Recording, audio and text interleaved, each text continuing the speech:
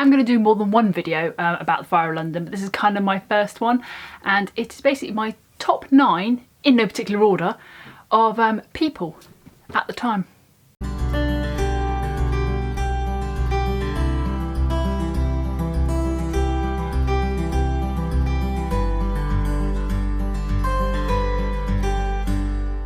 It all started on September the 2nd, 1666, with a fire that was kind of fairly normal. They were used to these fires with the candles that were lighting, the way they were heating their houses, thatched roofs, wooden buildings.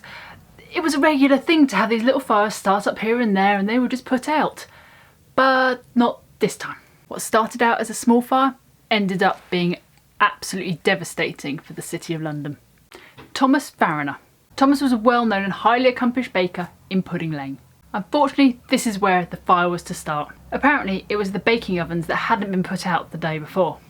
Now, Thomas swore that he had put them out, even went and checked them just before he retired to bed. Now, Thomas and his family did manage to escape, all bar his maid. They all managed to climb across the rooftops, 40 foot high, but the maid couldn't do it. They crawled through a neighbour's window, down and out. It was Thomas and his children that stood up to the fact that it wasn't them that started the fire, and it was someone else. Robert Hubert will come to him in a bit. After the fire, he rebuilt his bakery in Pudding Lane, and he carried on baking until about 1670, when he died. Samuel Pepys. Now, this gentleman was quite a well-known fellow, and he was famous for his diaries, of which I have one of the volumes here. Happens to be 64 to 67, so around the fire time.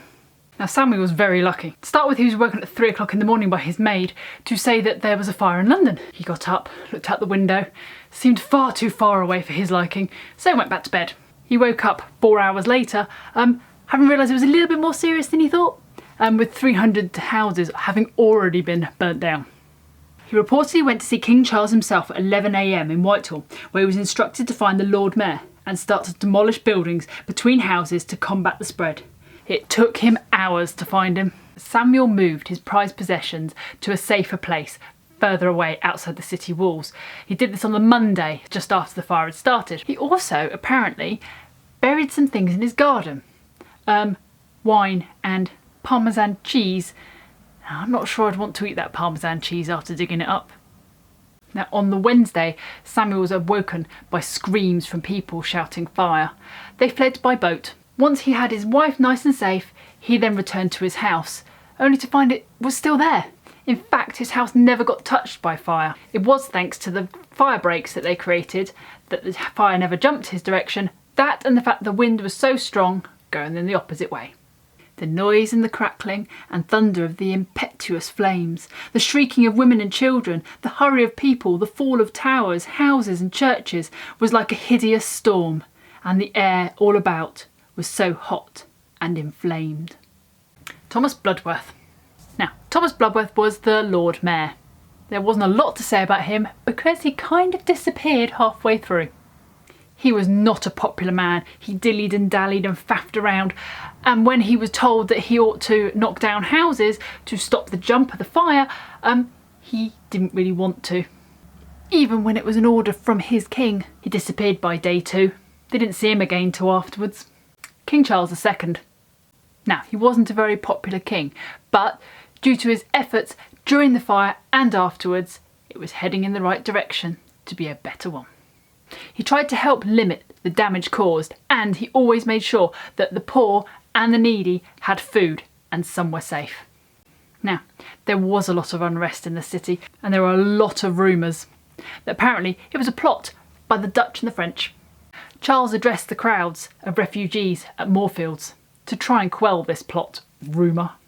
The judgment that has fallen upon London is immediately from the hand of God, and no plots by Frenchmen or Dutchmen or Papists have any part in bringing upon you so much misery. The Duke of York, James, Charles's brother. On the Monday, James took charge of the firefighting, as he believed there wasn't enough being done, with far more people collecting their belongings and running than actually trying to stop the fires. If more people were trying to stop the fires, maybe those people wouldn't have had to run because the fire would have already been stopped. He set up a number of fire posts across the city and outside the city walls, and he gathered groups of men to man each post. Now, there wasn't a fire service then, so this was kind of the very first. fire brigades. He fought fires alongside everyday people, and he was there from first thing in the morning to last thing at night. He even, on the very last day, was there right up until the last minute. Robert Hubert. Now, he was the one I mentioned earlier. Thomas Farriner and his children were blaming. He was just a French watchmaker, although he was probably a little bit on the nuts side. He was claiming to be an agent of the Pope. He admitted to starting the fires. Only problem being, he originally said he set the fires in Westminster.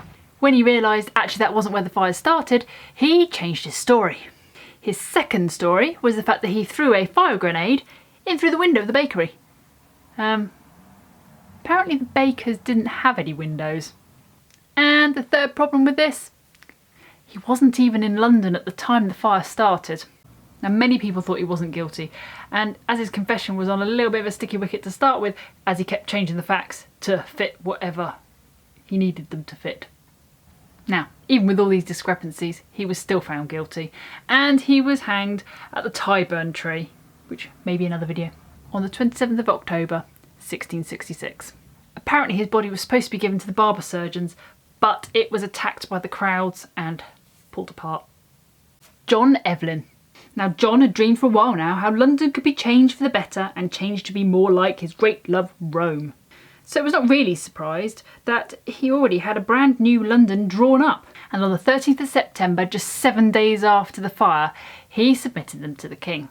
Unfortunately, these weren't used because it would have created a massive upheaval and overhaul of all the areas of London City. And speed was kind of the essence to get the city back up and running. John was also known for a diary he wrote, a bit like Samuel Pepys. He wrote a very detailed description of the fire. All the sky was of a fiery aspect, like the top of a burning oven, and the light seen above 40 miles round, about for many nights. God grant mine eyes may never behold the like, who now saw above 10,000 houses, all in one flame. The noise and the crackling and thunder of the impetuous flames, ye shrieking of women and children.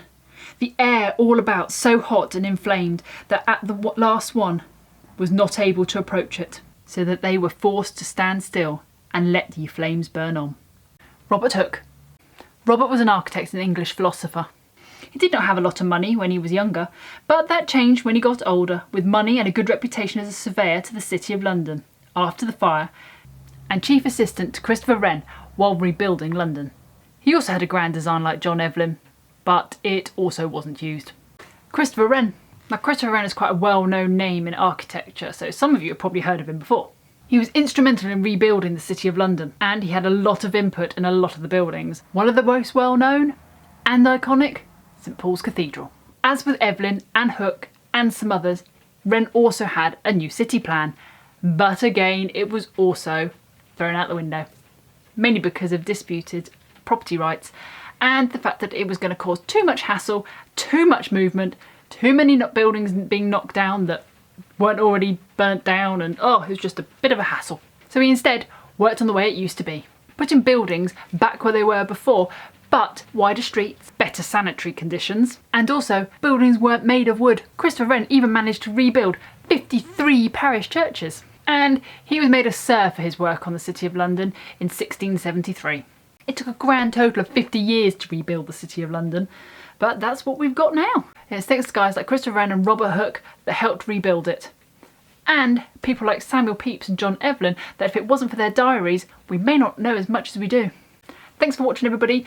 There are a few other things I want to do on the Fire of London, so I'm hoping to do a few more little videos on it.